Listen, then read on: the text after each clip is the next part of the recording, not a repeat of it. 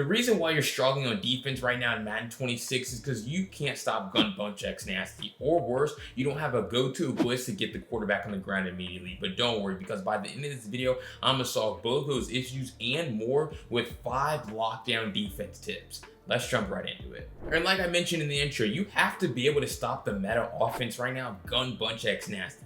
Let me show you exactly how to do that. All right, when we talk about stopping gun bunch X nasty, in my opinion, their best play is going to be spacing switch, right? Because if you use the defense settings that I talk about and that everyone uses of safety depth on close with their width on pinch, all right? And you come into cover 3 cloud, okay? They're gonna call spacing switch. What you're gonna see is if they just take the snap with this play, they're going to be able to throw this table route. He's gonna get a speed burst out of the backfield, and it's going to be an easy completion for you, okay? So you're gonna have absolutely no chance on defense. Very easy, like it's gonna be a first down every single time if you don't adjust your coverage, all right? But you're gonna say, BLT, just put a hard flat on the field. That's gonna solve your issue.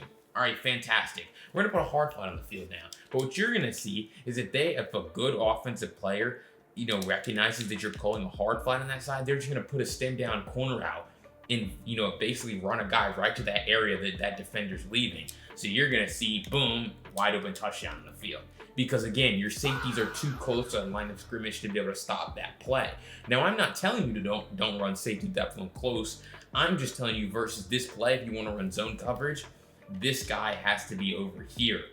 All right, that guy, you either have to move him or don't use the setting, because now you're gonna see, right, if we go ahead, and I'm gonna show you how to beat this play out of man coverage too, which is what I would recommend. But if you wanna run zone so badly, now you call something like this, and I mean, you can see how he sailed the throw. Now it's not a touchdown now. It's still gonna be a big play because again, they're attacking an area of the field that you're vacating. So it just makes sense that this is open, and this is why stem down corner routes are still the meta route right now. Even though they made them worse than they were to start the year, they're certainly still useful for situations and use cases like this. But yes, you are able to stop this table route out of the backfield, which is nice. But again, when you run zone coverage, you're still gonna give up this tight end, or you're gonna give up this hitch, right? Right here, they're gonna give you the tight end, they're gonna take away the hitch. All right, so they're gonna have a lot of openings when you run zone. So BLT, what do? Well, what I would do is I would come right back into the play call menu, and now I'm gonna run man coverage though, okay? I'm gonna come down and I'm gonna come into where is the play. We're gonna call cover 1 robber press. All right, now they're gonna call spacing switch, and now you're gonna see we're gonna run man coverage, but you can't just run stock man and not have a good user or a good switch stick, because even when you run man, you see how that table route is still open, like it's still gonna be open. But here's the key, you have to switch stick onto that man. Okay, and really the best way to do this is to simply take, you're gonna go ahead and take your outside corner now, and you're gonna man him up onto the running back, okay? Then you're gonna man your linebacker onto the receiver. So you're gonna switch the assignments now, okay? And then really what I would do to stop this play is I would also man up the tight end with my top safety and then put my user in a zone. So now the defense is gonna look something like this. Now you can run a custom stunt if you want, do whatever else you wanna do. But you're gonna see that when they go to take the snap, now I'm able to switch stick onto this, and now we're just sitting on it because his speed burst isn't gonna matter because we're sitting right at that area that he's trying to attack.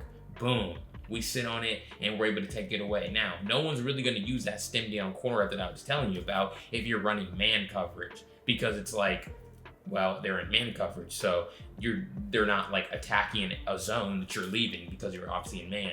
And then you're able to see another benefit of man coverage is you're just sitting on it, all the routes. Boom, curl, boom, like all these stop routes, you're just sitting on them.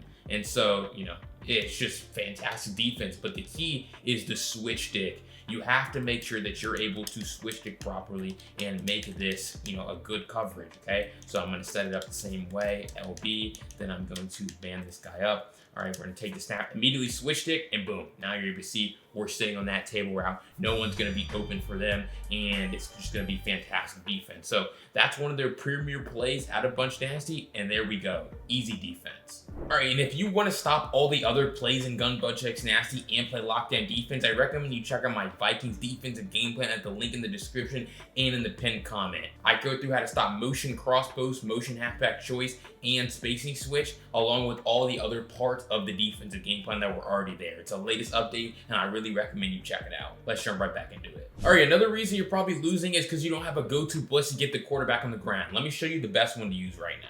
All right, so we're going to, obviously this is also in my Vikings defensive game plan, but you're gonna come into overload 3 press, all right? Same coaching adjustments. This time put your curl flats on 5, but you're gonna call overload 3 press, all right? You're gonna press RB twice to show blitz, and now your defense looks something like this. Now, the key with this blitz is always making sure that you have your slot corner on the opposite side of their halfback, okay? So whether you have to flip your play, a lot of the time when you use auto flip on, a lot of formations have the running back and the slot receiver on opposite sides of the field. And so you're just gonna be able to do that naturally as far as having your slot corner on the correct side, all right? So the defense is gonna look something like this. You're gonna press RB up, RB, then right stick up to pass commit your defense, all right? Then you're going to stand right over number 70, all right? You're going to try to engage with him, get his attention, boom, get him to turn inside, and then you're able to see my slot corner is going to come in. I've talked about this blitz numerous times. It's my favorite blitz to use in Madden 26 for that reason, all right? You're just going to get the attention of the offensive line, okay?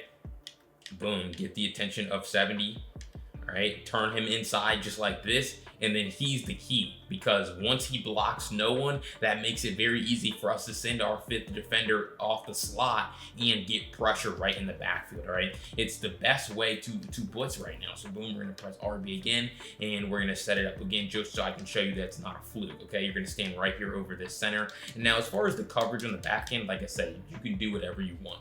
All right, depending on the formation that they're playing or that you're playing against. All right, boom, turn him inside as far as possible, and then get back up into coverage and user stuff. You cannot just come all the way down and not get back into coverage, all right? The point of this is to get his attention, move him inside, and then get back into coverage and take everything else away. You can see how they're calling 3 routes over the middle. I'm here to stop all 3 of them, and we're just going to instantly be able to get the quarterback down on the ground. A lot of people aren't going to expect this blitz because in the game plan that I talk about, we're using a lot of other coverages, cover 6, cover 3 cloud. And then when you mix this defense in, it's a total nightmare for them, all right? You're gonna say, BLT, they've been sending 5 out. What if they block their running back? Well, the running back has to come from across the field to block him, all right? To block our slot corner. So that's gonna be tough for him.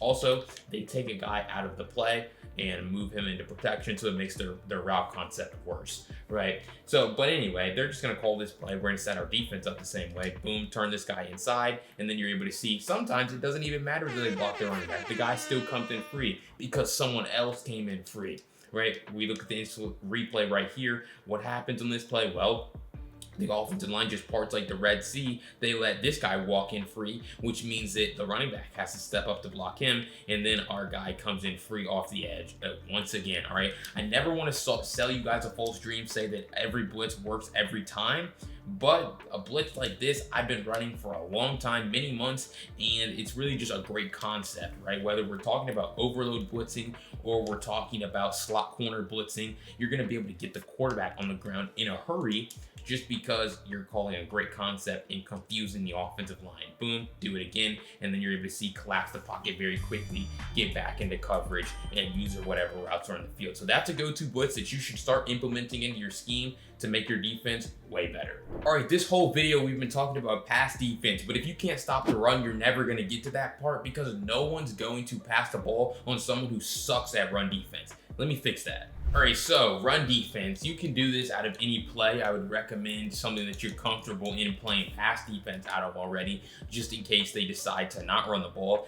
But I like cover 3 cloud, right? Let's just say they're gonna run trips, okay? I'm going to stand about 4 yards over this guard, okay? This is the first gap. This is called gap shooting, all right? All you need to make sure that you're doing is looping around the offensive line and shooting a gap in the backfield, all right? Boom, take the snap, shoot this gap, and you're gonna dive tackle. I have 2 controllers in my hand right now, and I'm still able to do it, okay? So you guys, once you practice it, you really don't have an excuse. This isn't hard, all right? All you're doing is you're gonna wait for you're gonna stand 4 yards over the guard, like I just said. You're gonna wait for the quarterback to have the ball before you move. You see how now that Shadur Sanders has the ball, now I'm moving, starting to move with number 0, right? So you need a slight pause. You can't just go immediately. Wait for him to grab the ball, then you start making your loop around the offensive lineman.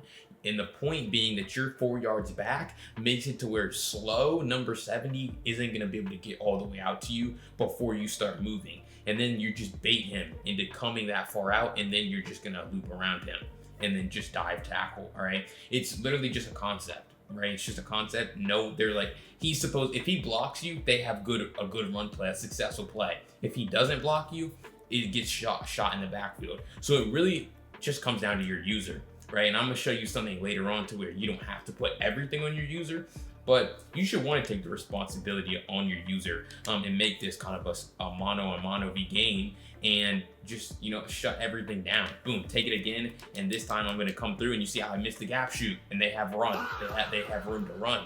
So it's like you have to practice, but it's like once you start practicing, you can make it a lot easier. All right, and again, spare me because I have 2 controllers. I do this all the time in games. No one runs the ball with me, just because I have this technique mastered. But boom, take it, loop around, and there you go. Once again, we make that gap shoot in the backfield. So it's really just the same thing on every play. If you think they're gonna run an inside run, make sure you're standing right here, and then you just dive tackle in the backfield and make this very easy for you, okay? And then you have to make sure, like I said, dive tackle. So press X on Xbox, square on PlayStation, right about here, so that you don't have to get into a tackle battle, a stiff arm, nothing, right? A juke, a truck. You can just get his legs and bring him down. It's a very easy animation. And that's why heat seeker assist being turned on in your gameplay settings is important, right? But you're gonna say, BLT, I'm struggling against stretch runs, outside runs, all right? How do you stop those? All right, so we're gonna come into a formation like this, and I'm gonna try to find a stretch run. And here's one, okay? Wide zone weak from single back wing tight Z, all right? This is about as heavy as it gets. But honestly, you can run the exact same defense, a nickel defense, and you're just trying to set the edge with your user, all right? I'm gonna user number 51 right here, and I'm going to make a beeline out towards the sideline. Actually, excuse me, I'm gonna user pace. I'm gonna stand probably right here. I'm probably actually gonna stand just like probably over the center this time. All right, I'm just making a beeline out to the sideline to set the edge and force him to cut back. All right, boom, they're gonna take it, and I'm just trying to set the edge and force him to cut back. You're able to see that time I actually kind of cheated and I tried to like shoot the gap, but that's why you never take the bait against outside runs, right? You see, I try to get through the gap with number 56 and 70, and I get blocked. All right, now luckily for us, when they run outside runs, I just don't think they're as good. They're more hit or miss just because they rely on a lot of blocking out of the edge, but you just want to negate that. All you have to do, come set the edge, all right? Set the edge, force him to cut back, and that's what you're able to see. He cuts back into some some defenders, and we're able to play good run defense. Outside runs only work when they can get out to the edge. All right, boom, get out to the edge, but then you see I come up and make that play. So when you're able to set the edge with your user, not let him get out in space, get to the edge, you make run defense not that hard against these runs. All right, there's gonna be a sea of defenders taking away his cutback lane. The only chance that these guys have really on outside runs is if they can seal the edge with their blockers and get out there with their ball carrier. You prevent that with your user, you're gonna have no problem against inside or outside runs. All right, feeding off the last tip, no one's gonna take you seriously if you can't stop RPOs. It's another thing that's very easy to abuse, and you have to know how to stop it. All right, so we're gonna have them call one of the most common RPOs from bunch by flex right here. All right, here it is. All you need to make sure that you're doing is first, like I just told you in the last segment, stand 4 yards over the guard right here, because your user, the guy you're controlling, has to be the only one that's stopping the run. RPOs are too good, that they have too many options. You have to be able to stop the run first, all right? So you're going to, man up their bubble right here, all right, with this defender. You're gonna press RB, right stick up. You're going to man up their bubble. Then you're gonna shade your coverage underneath, okay? So you're gonna have a man up and a hard flat and a pass commit. This is going to be lockdown defense against their pass aspect, all right? So we're gonna take this snap from them, and you're gonna see just that. We absolutely lock down the pass, we get a PBU, and then, our corner was also there to, make that tackle if he wasn't, all right? Boom, you're able to see this gets broken up. Number 2 gets a block shed, and he's there to make the tackle if, number 51 wasn't here. But this is great defense. That's why you need both of them. You need the man up and you need the hard flat. All right, and then you need obviously the pass commit so that no one's looking in the backfield. But if the pass isn't open, they're just gonna hand the ball off. That's really gonna be their only option. No one's throwing RPOs out here just because it could be an easy pick 6 if they actually play good defense. All right, so same thing, man up, hard flat, stand 4 yards over the guard right here, all right? Boom, take it, and now we're just looping around and shooting a gap, just like that. It's so easy.